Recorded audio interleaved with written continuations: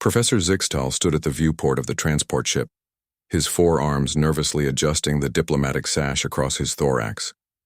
Through the reinforced glass, he could see Earth growing larger by the minute. The blue-green planet looked deceptively peaceful from space, but he knew better.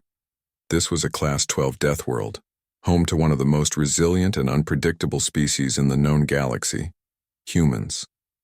"Students, gather, please," he clicked, his translator converting the sound into standard galactic common. "We will be docking at the Earth Interstellar Academy in approximately 15 minutes. The 32 alien students moved closer, each representing one of the 17 galactic species participating in this historic exchange program. Their appearances varied wildly. Some had multiple limbs like their professor, others floated on anti-gravity devices, while a few were encased in environmental suits that hid their true forms completely. "I must remind you all once more," Professor Zixtal continued, his antennae twitching with concern. "Humans evolved in conditions that would kill most of us instantly. Their world has extreme temperature variations, dangerous atmospheric conditions, and hostile wildlife. The humans themselves reflect this harsh background in both body and mind." Florica, a delicate crystalline being who moved with careful grace even in the ship's artificial low gravity, raised a glittering appendage. "Professor, is it true they engage in recreational combat?" The professor's exoskeleton clicked as he shifted uncomfortably. "Yes, Florica. Humans participate in various physical competitions that simulate combat scenarios. But I have been assured by Earth authorities that they have adapted their curriculum to accommodate our biological differences." The entire group fell silent as the transport ship entered Earth's atmosphere, the hull vibrating around them. Many of the students had never experienced planetary descent before, coming from space stations or artificial habitats. A few made distress sounds as gravity increased. Kolox, a gelatinous being contained in a hover tank filled with nutrient fluid, bubbled anxiously. The translator interpreted the biochemical signals. "What if the humans forget how fragile we are compared to them? My research indicates their bones are internalized and reinforced with calcium deposits." "They will not forget," Professor Zixtal said with more confidence than he felt. "This exchange program has been planned for 3 Earth years. The humans understand the importance of this cultural bridge." The ship landed with a gentle thud that still sent several students tumbling.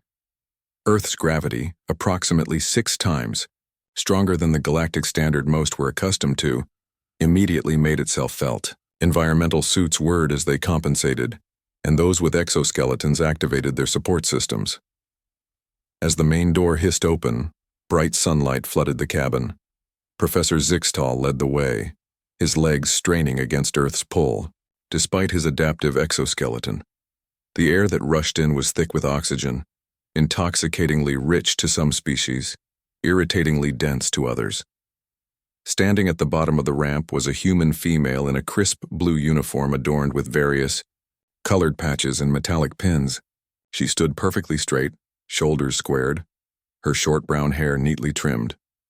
The students stared in fascination at her exposed skin, so vulnerable without an exoskeleton, yet somehow radiating strength. "Welcome to Earth Interstellar Academy," she said with a wide display of teeth that the visitors had been briefed was called a smile, and indicated friendliness rather than aggression. "I'm Lieutenant Samantha Wright, your liaison officer for this semester. We are honored to host the first non-human students in our facility's history."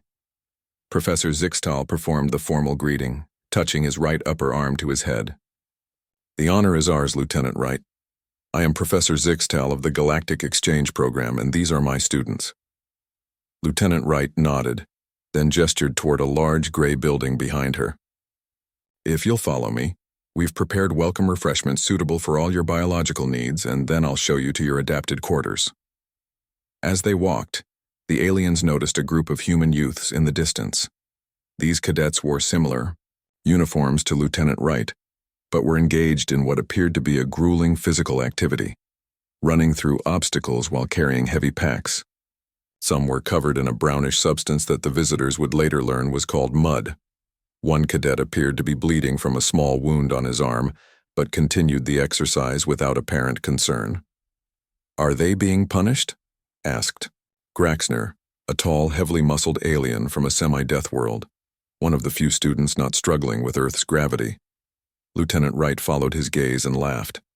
No, that's just standard morning training for first-year cadets. Physical conditioning is an essential part of our curriculum. The aliens exchanged worried glances. This was standard training. Several began to wonder what they had gotten themselves into. Inside the main building, they were led to a large room with tables arranged in a circle. Each place setting had been carefully prepared with appropriate food, atmospheric adjustments, and gravity modifications for the various species. As they settled in, a tall human male entered the room. His uniform had more decorative elements than Lieutenant Wright's, and he carried himself with an air of authority. "Welcome to Earth," he said, his voice deep and resonant. "I am Colonel Paul Henderson, Director of the Earth Interstellar Academy.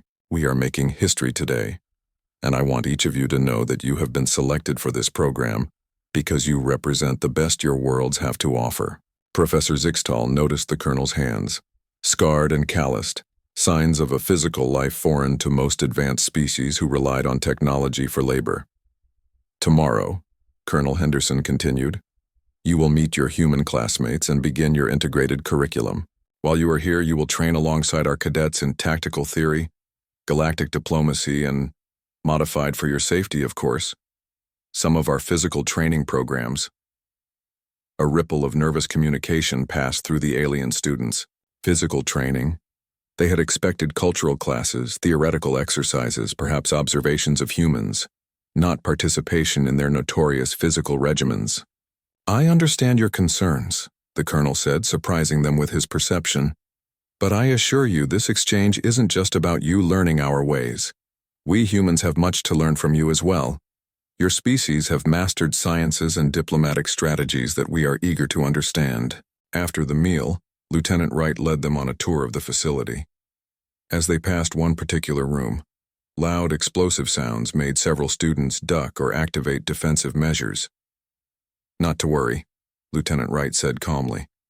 "That's just the indoor shooting range." Professor Zixtal's translator struggled to process his alarmed clicks. "Shooting range? You mean they are using weapons inside an educational facility?" "Of course," she replied, looking puzzled by his reaction. "How else would they learn proper firearms handling? Don't worry, your students won't be required to participate in those exercises unless they specifically request weapons training." Later that evening, as the alien students settled into their customized quarters, Professor Zixtal sent a private message to the Galactic Exchange Program administrators. Day 1 observations. Humans appear to integrate combat preparation directly into their educational system. Request immediate clarification on curriculum expectations. Concerned about student safety if modified physical training involves actual weapons as casual conversation suggested. As he waited for a response, he watched through his window as human cadets continued training outside, despite the falling darkness. Their dedication was impressive even if their methods seemed barbaric. Perhaps there was something to learn here after all, though not necessarily what the exchange program had intended. 2 weeks had passed since the alien students arrived at Earth's Interstellar Academy. Most of them had adjusted to the higher gravity with the help of their exoskeletons or support devices. The air, thick with oxygen, no longer made them dizzy. Even the constant noise of the facility had become bearable. Professor Zixtal sat in the observation room, watching his students interact with their human classmates.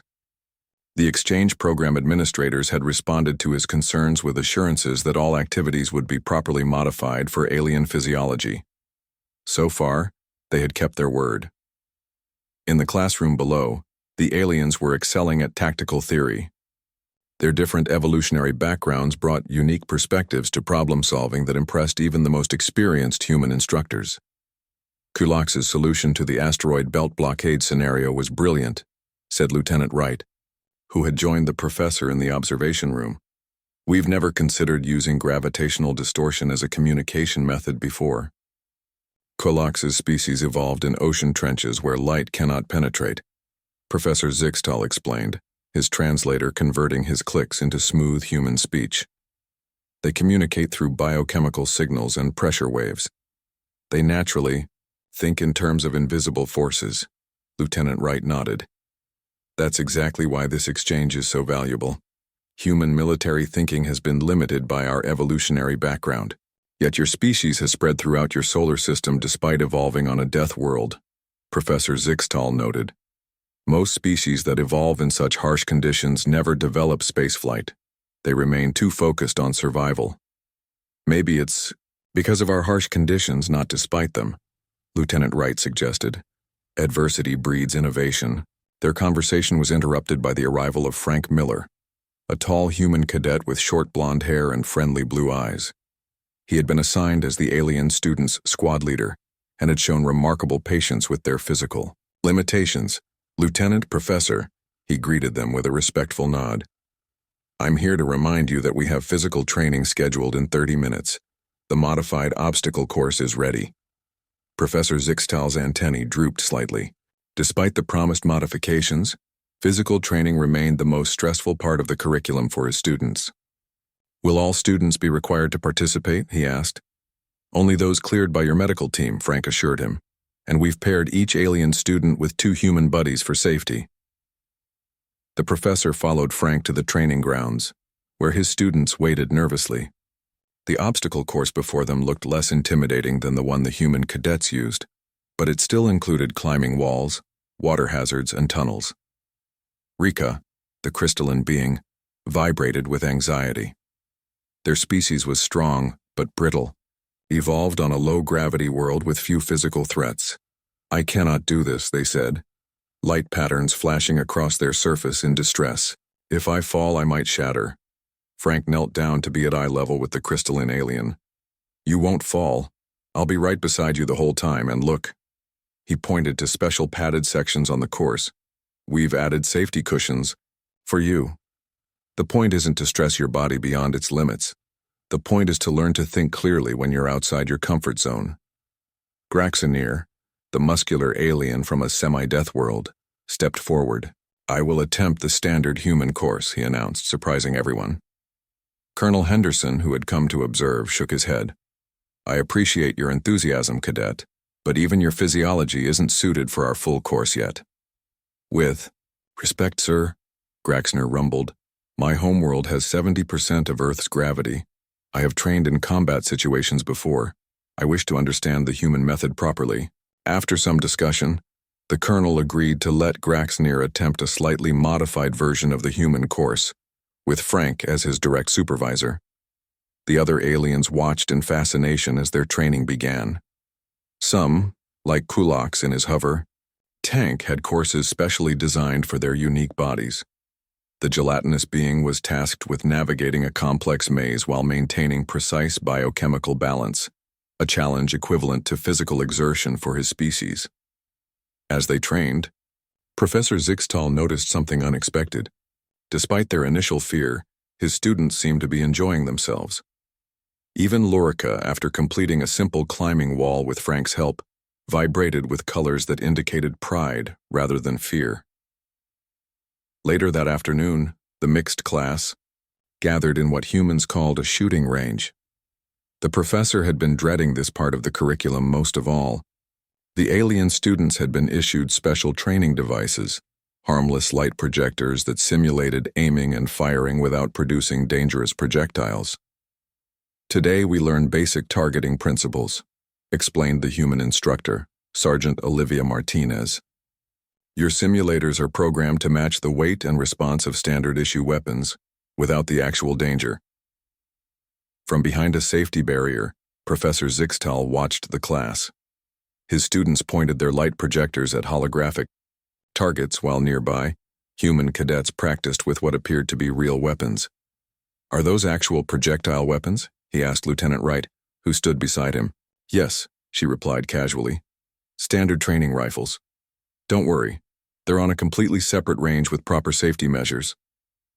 But why use dangerous weapons at all? The professor pressed. Surely simulators would be just as effective. For training purposes. Lieutenant Wright considered the question carefully. Simulators are good for basics, but they don't replicate the weight, the recoil, or most importantly, the psychological aspect of handling a real weapon. Psychological aspect? The focus, she explained. When you hold something that can actually cause harm, you develop a different level of attention.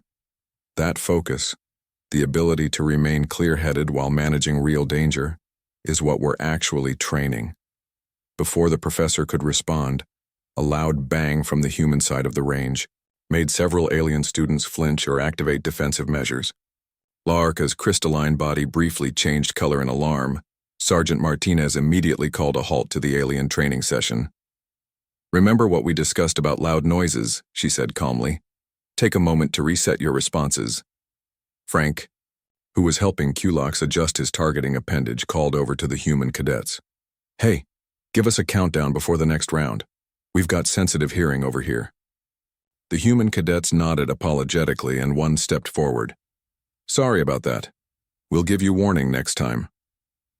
As the session continued, Professor Zixtal noticed Graxnir watching the human side of the range with undisguised interest. "You wish to try the real weapons?"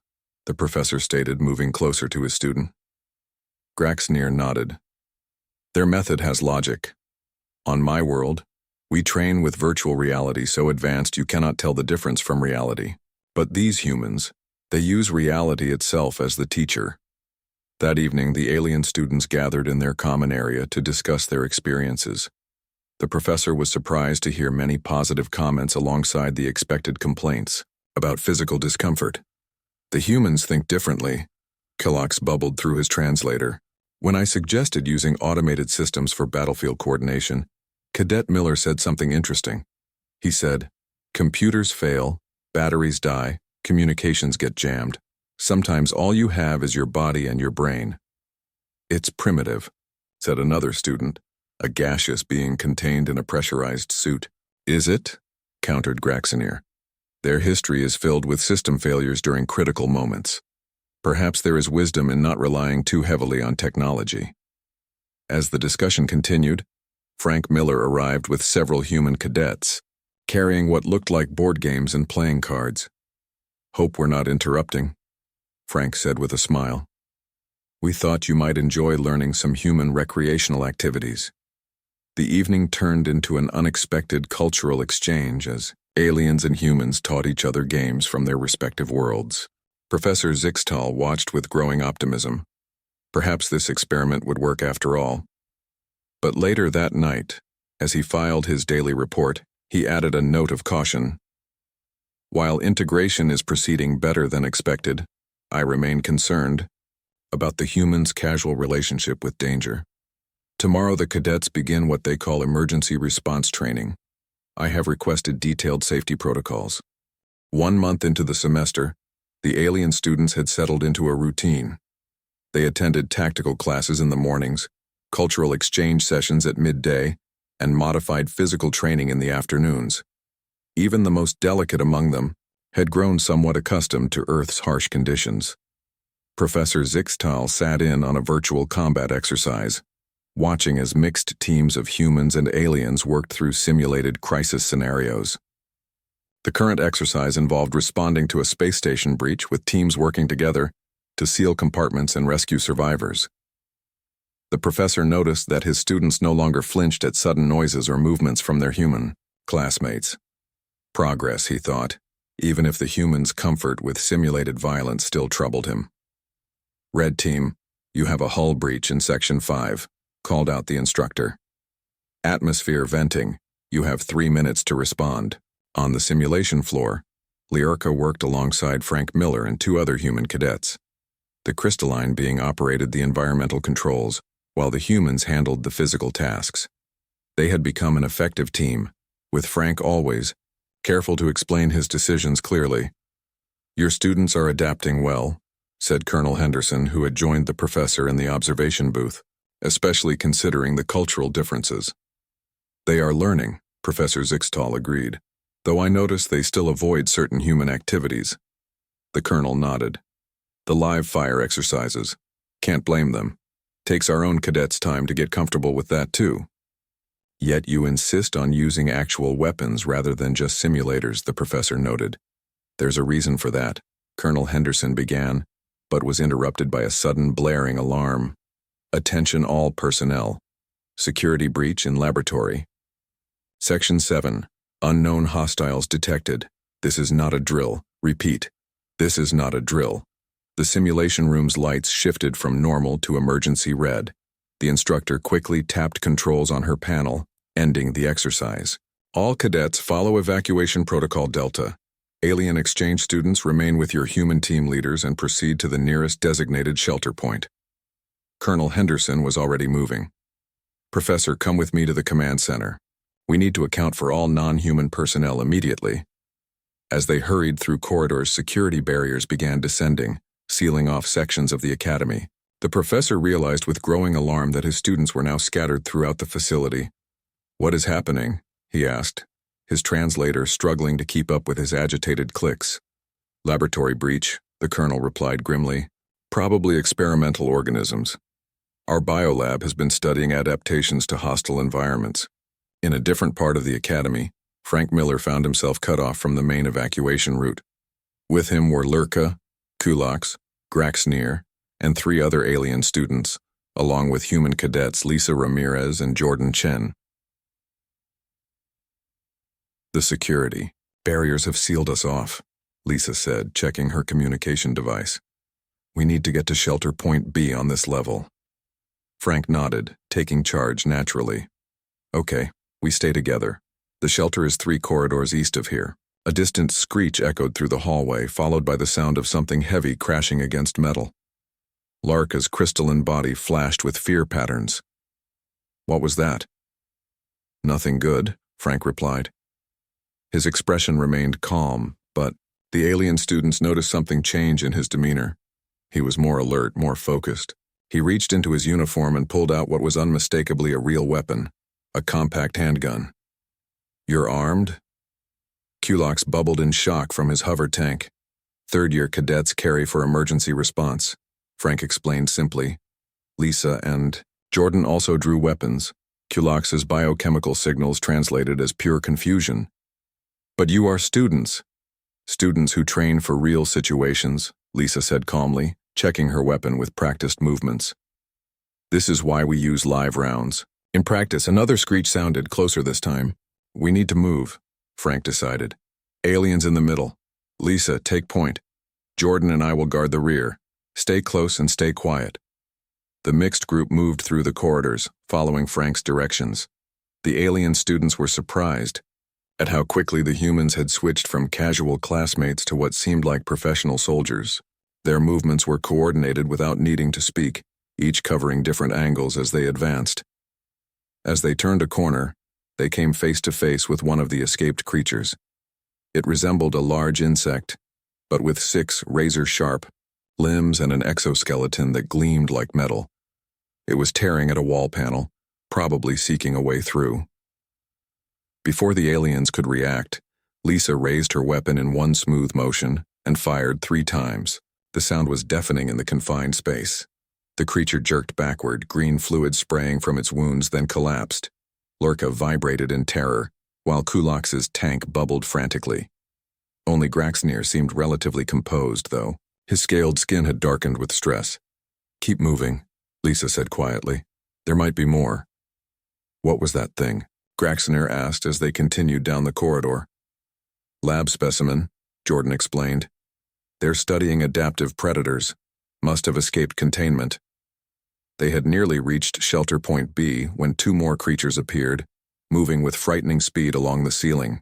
Jordan fired, hitting one, but the second leaped down directly toward the group. Frank pushed Lurka aside and raised his weapon, but the creature was too fast. One of its limbs slashed across his arm before he could fire, leaving a deep cut.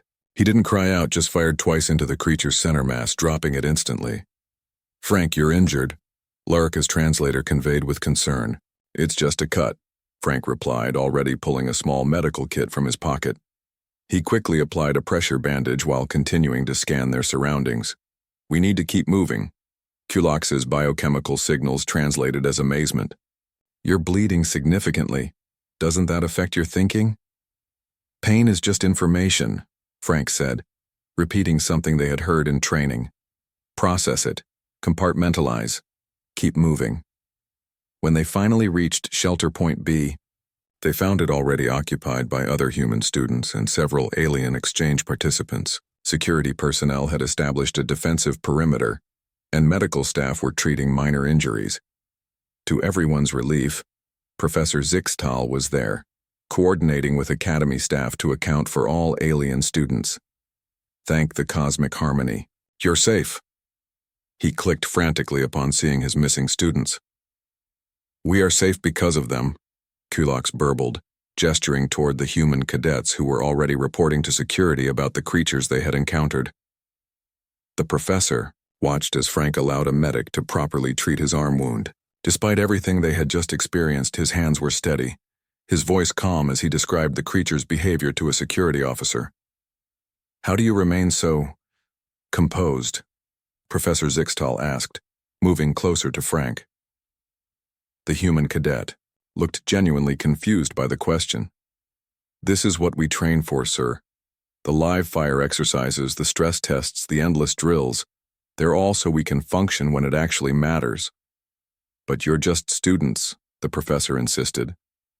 We're human students, Frank corrected gently.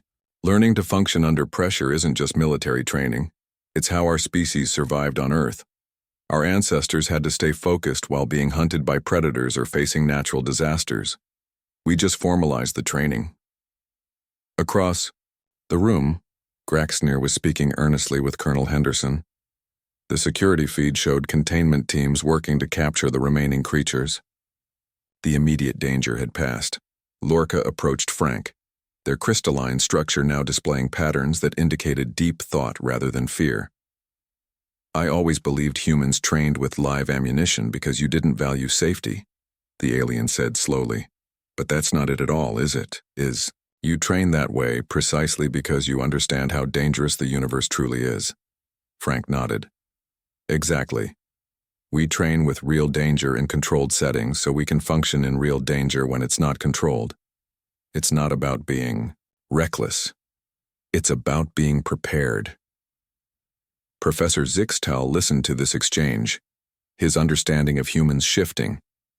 Perhaps there was more to these Deathworlders than he had initially believed. 2 days after the laboratory breach, the Academy had returned to normal operations. Security teams had captured or neutralized all escaped specimens, and repairs to damaged sections were underway. Classes had resumed, but with a noticeable difference.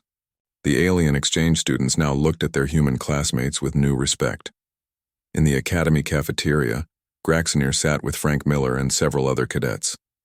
Frank's injured arm was healing well, the bandage now smaller than before. Around them, humans and aliens mingled more freely than they had before the incident. I have submitted a request to join the modified weapons training, Graxnir announced, his deep voice rumbling through his translator. Frank raised his eyebrows in surprise. Really? I thought your species had cultural objections to projectile weapons. We do, Graxnir admitted. We consider energy weapons more civilized. But after seeing how you handled the crisis, I believe there is value in your methods. Lisa Ramirez joined them, setting down her tray. It's not just about the weapons, she said. It's about the mindset, staying focused under pressure. That is exactly what interests me, Graxnir agreed. On my world, we use virtual reality to train for emergencies. But the mind always knows it isn't real. Your method creates true focus. Across the cafeteria, Professor Zixtal watched this interaction with interest. After the incident, he had expected his students to request immediate transfer back to their home worlds. Instead, many had expressed interest in modified versions of human training methods. Colonel Henderson approached the professor's table. Good news. The Galactic Exchange Program has approved your request for curriculum adjustments. Thank you, Colonel, Professor Zixtal replied.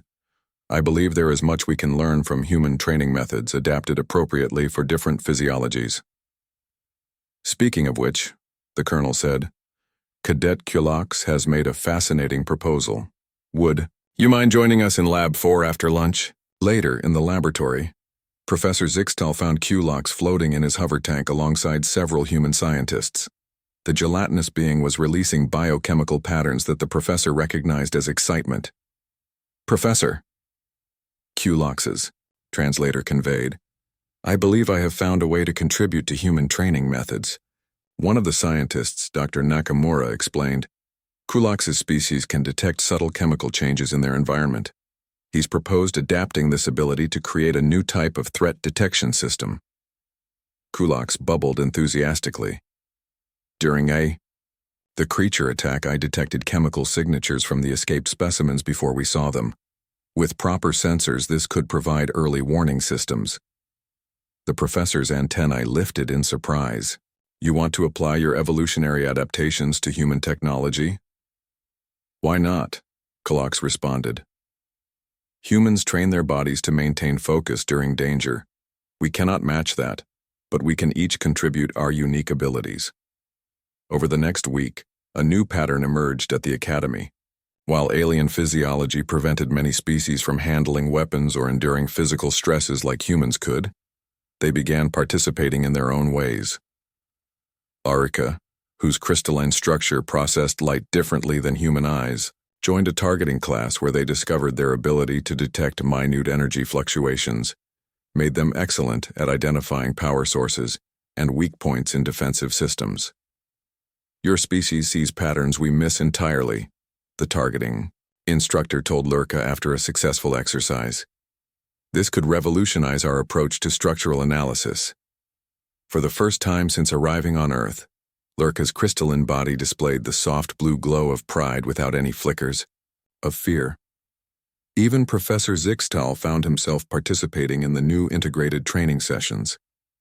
His species' forearms and precise movements made him surprisingly adept at operating multiple controls simultaneously, a skill valuable in emergency response scenarios. Frank Miller had become something of a celebrity among the alien students. His calm handling of the crisis had earned their trust, and many sought his advice on adapting to Earth's conditions. "How do you do it?" asked a small, feathered alien with 6 eyes. "How do you remain functional when injured or afraid?" Frank considered the question carefully. "It's not about not feeling fear," he explained. "Everyone feels fear. It's about training yourself to think through the fear instead of letting it control you. Is that why you use real weapons in training? To feel real fear?" "Partly," Frank nodded. "But it's also about respect for the tools we use. When you train with something that can actually cause harm, you develop a deeper understanding of both its capabilities and its risks." In the command center, Colonel Henderson reviewed progress reports with Lieutenant Wright. "The exchange program is working better than expected," he noted, "though not in the way originally planned." Lieutenant Wright smiled. "They came to study humans, but they're finding ways to contribute their own strengths. Culox's chemical detection system is already being prototyped, and Graxnir has shown impressive aptitude in the modified combat training," the colonel added. "His species' natural armor gives him advantages even some humans don't have." "It's becoming a true exchange," Lieutenant Wright agreed. "We're learning as much from them as they are from us." Later that day, Professor Zixtal found himself observing a joint human-alien tactical exercise. The scenario involved responding to a space station emergency, with mixed teams utilizing each species' strengths.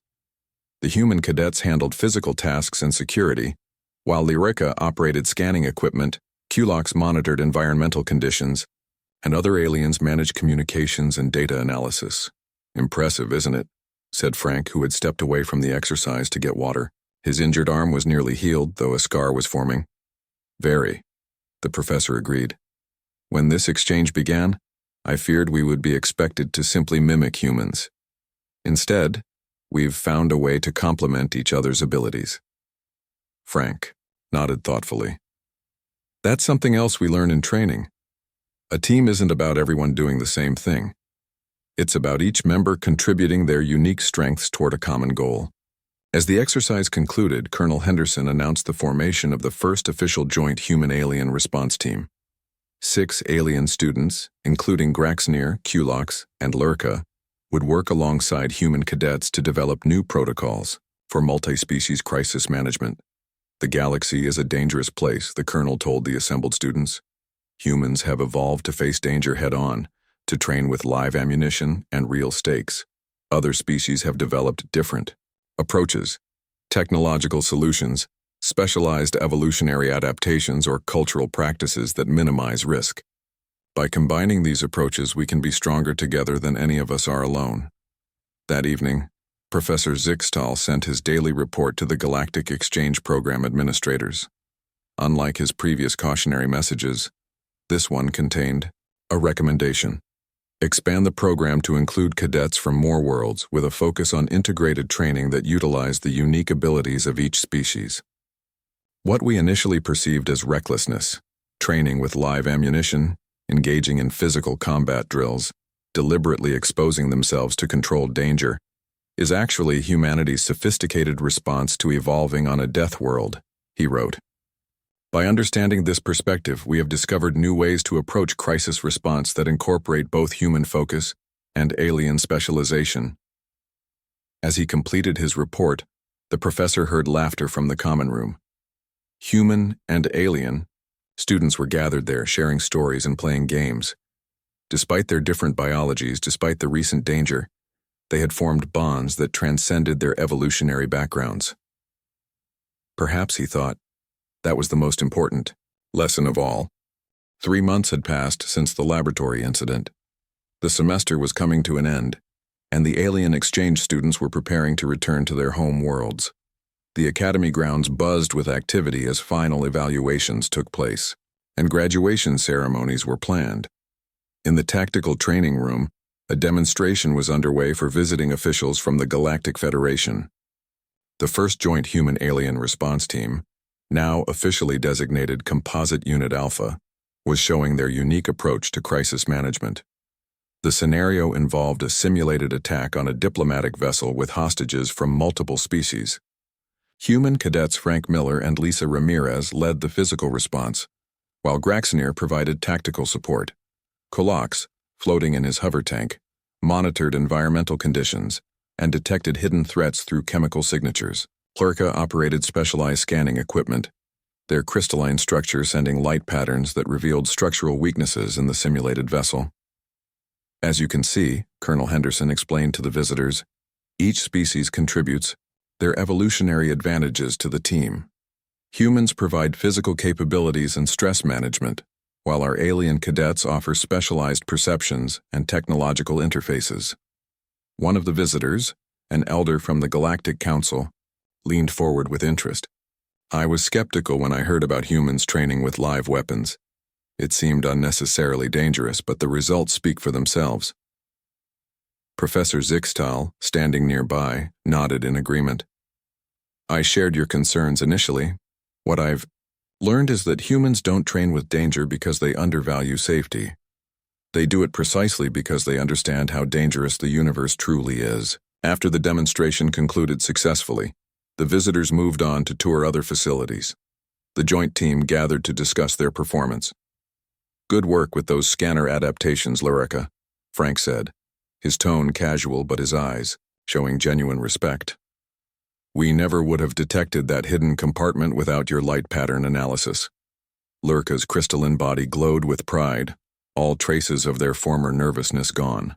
And your movement through the restricted areas was impressively efficient, Frank. I still cannot comprehend how you humans navigate such tight spaces so easily. Practice, Frank grinned. Lots and lots of practice. Kulox bubbled happily in his tank.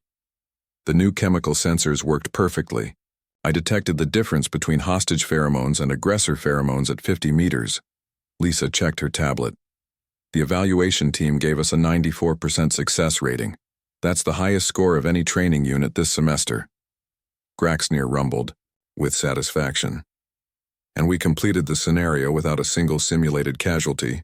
Not bad for a team that couldn't even train together 3 months ago. Later that day, a special ceremony was held in the Academy's main hall. Representatives from Earth and the 17 participating alien worlds gathered to recognize the achievements of the exchange program. The room was filled with human and alien dignitaries, Academy staff, and students. Colonel Henderson took the podium to address the assembly. When we began this program, we expected cultural exchange and some basic shared training. What we've achieved goes far beyond those modest goals. He gestured to the joint team standing at attention to one side of the stage. Composite Unit Alpha has demonstrated that our different evolutionary paths need not divide us. Instead, they can multiply our capabilities when properly integrated. The Colonel continued. Based on the success of this pilot program, Earth's Interstellar Academy will be expanding the exchange to include 100 new alien students next semester. Additionally, 15 human cadets will be selected to study at the Galactic Central Academy, the first humans ever invited to do so. Applause filled the room, with each species expressing approval in their own way. Human clapping, crystalline light displays, biochemical color changes, and various other demonstrations of satisfaction. Professor Zixtal was called to the podium next. His exoskeleton gleamed under the lights, freshly polished for the occasion. 3 months ago, I sent daily reports to my superiors expressing concern about human training methods, he began, his translator conveying his clicks with perfect clarity. I worried that exposing my students to live weapons training and physical danger would traumatize them. He paused, his antennae moving in what humans now recognized as amusement. I was wrong. What we initially perceived as reckless was actually a sophisticated response to evolving on a death world. Humans don't court danger. They prepare for it, respect it, and learn to function despite it. The professor gestured to his students. My students have not become human, nor should they try to be. Instead, they've learned to apply human principles, of focus and preparation in ways that suit their own biologies. And the humans have learned from us as well, adopting our technological approaches and specialized perceptions. After the ceremony, a celebration was held in the Academy's garden. Human and alien students mingled freely, sharing food, drinks, and stories. Many exchanged contact information, promising to stay in touch across the vast distances of space. Frank Miller found Professor Zixtal watching the festivities from a quiet corner. Will you be returning as program director next semester, Professor? Indeed, the professor confirmed. The Galactic Exchange Program has appointed me permanent liaison to Earth. It seems my reports have made quite an impression. Frank smiled. You've made quite an impression on us too, sir. Your willingness to adapt your teaching methods made this whole thing possible. Speaking of adaptation, the professor said, I understand you've been selected as one of the human cadets to study at the Galactic Central Academy. Yes, sir. Frank nodded. I'm looking forward to it, though I hear they don't have anything like our obstacle course. They will by the time you arrive, the professor said with a click that translated as a chuckle. A modified version is already being constructed. The Galactic Council believes there may be value in certain aspects of human training methods, properly adapted for different physiologies, of course. Nearby, Lurka was surrounded by a group of human cadets, teaching them how to interpret the light patterns of their species. Kulox was demonstrating his chemical detection abilities to fascinated visitors. Graxnir was engaged in what appeared to be a friendly arm wrestling match with a human cadet, both laughing at the cultural exchange. Lieutenant Wright joined Frank and the professor. The next group of alien students arrives in 3 weeks. They've been studying the reports from this semester and are already requesting specific training modifications. What kind of modifications? Frank asked. Believe it or not, several species want a version of the live fire exercises, she replied. Obviously adapted for safety, but maintaining the core principle, real consequences that develop real focus. Professor Zixtal's antennae lifted in surprise. It seems the concept of Deathworld training has made an impression throughout the galaxy. It's not just the training methods, Lieutenant Wright said thoughtfully. It's the philosophy behind them, the BU, idea that facing controlled danger prepares you for uncontrolled danger. As the celebration continued into the evening, a new course was added to the Academy's curriculum for the following semester. Deathworld Perspective, Finding Focus Under Pressure. It would be taught jointly by human instructors and alien exchange, students who had completed the pilot program. The course description included a quote from Cadet Frank Miller. Training isn't about avoiding danger, It's about respecting it enough to prepare for it properly. Under the stars, human and alien alike contemplated a future where their different evolutionary paths didn't divide them, but made them stronger together. The Deathworlders had shared their hard-won wisdom about focus and preparation, and the galaxy would never be quite the same.